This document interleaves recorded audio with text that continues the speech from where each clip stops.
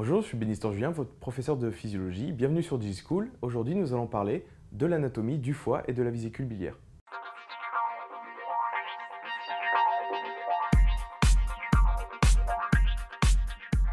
Donc ce qu'il faut savoir premièrement, c'est que le foie pèse environ 1,6 kg. C'est la plus grande glande que l'on trouve dans le corps humain. Il est composé de 4 lobes séparés chacun par des septa fibreux. Premièrement, le lobe hépatique gauche, que l'on retrouve ici, qui est le plus volumineux.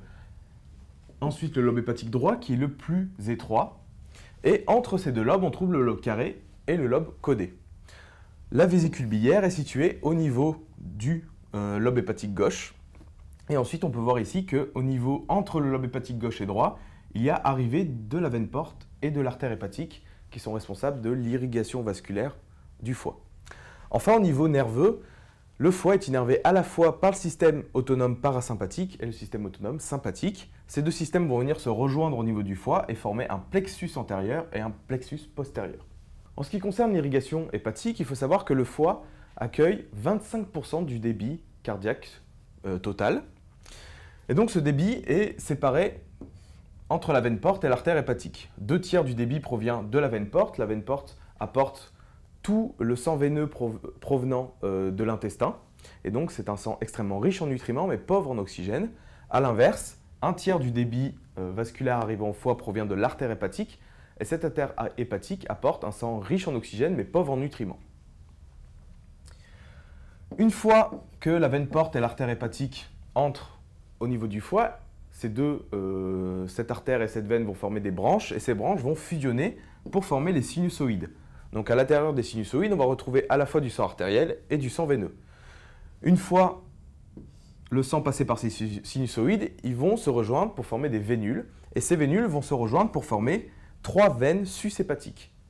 Pour finir, les 3 veines sus-hépatiques sortent du foie et vont venir fusionner avec la veine cave inférieure et monter jusqu'au cœur.